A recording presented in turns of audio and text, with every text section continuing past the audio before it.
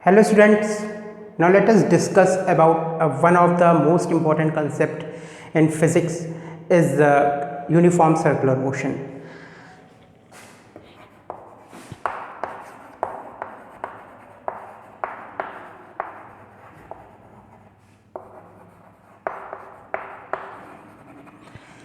Actually, I am not getting into the details of this chapter, but I am giving you some brief summary of this so that you can easily understand what will be the main points which we have to keep in our mind to solve the problem in uniform circular motion.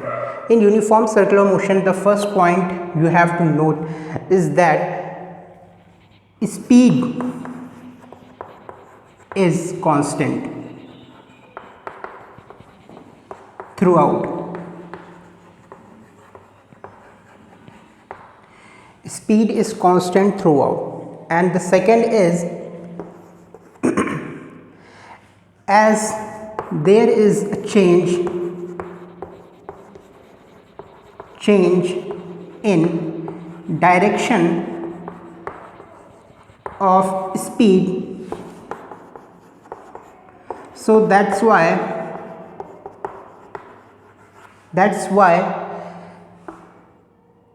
there will be an acceleration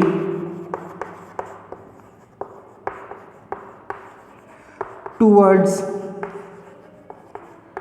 center. So these are the 2 points which you have to keep in mind while solving the problems of uniform circular motion.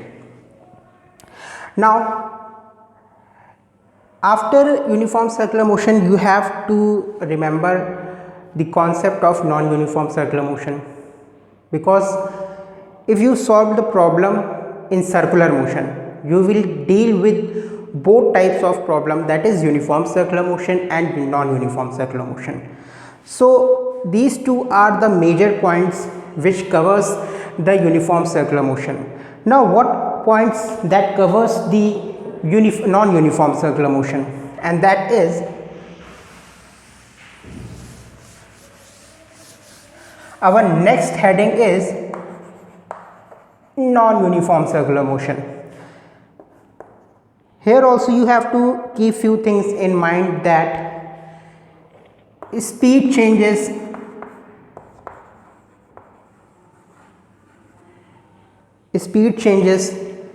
in magnitude as well as in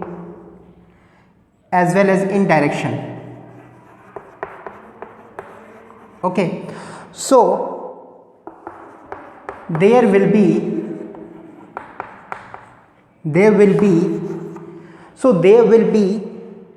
a tangential acceleration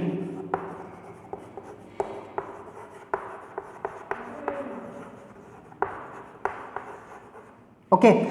And the second point is similar to that in we have seen in the uniform circular motion, as the direction of these speed changes, as direction of this speed changes, there will be an acceleration towards center. Okay, now you have now understood, I hope that you have now understood the concept of uniform circular motion and non-uniform circular motion. These 2 points you have to remember for both these concept, and you will easily solve the numericals of the circular motion. Now there are few terms which I want to reveal it here, and that is, I am saying that if the direction of the speed changes, so there will be an acceleration toward the center, and that acceleration is known as centripetal acceleration, always directed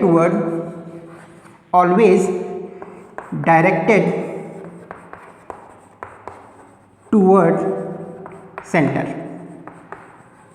Okay, now there are one more point in uniform circular motion and non-uniform circular motion.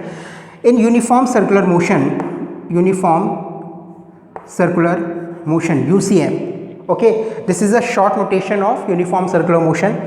In this you have to note it down one point, that there will be no tangential acceleration. Tangential acceleration is 0, only centripetal acceleration is there, and that is equals to v square upon rho, where rho is the radius of curvature. Rho is the radius of curvature.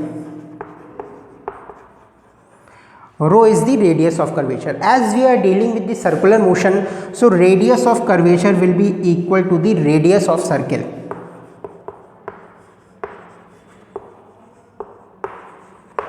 Okay. Now in non-uniform circular motion,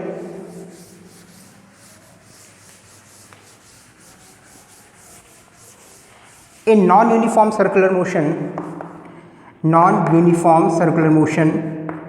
am writing this short form of non-uniform circular motion like N dash UCM. This means that non-uniform circular motion. Okay, in this you have both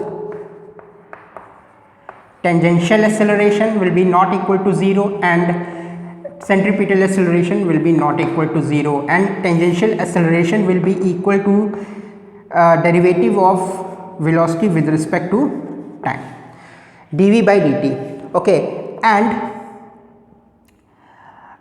your centripetal acceleration will be v square upon rho, as we are dealing with the circular motion. So this radius of curvature will be equal to the radius of the circle, and this tangential acceleration will be the derivative of the linear speed with respect to time.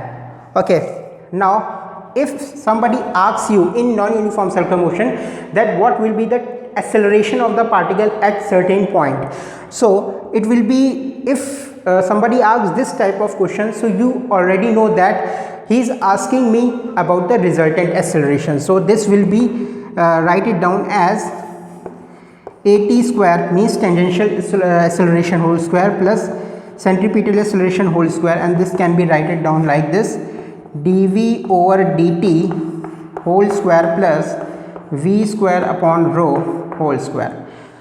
Please keep this in mind that we are dealing with the circle motion in circle, so this will be equal to the radius of circle, or I can write it down for the sake of simplicity that this will be radius of the circle.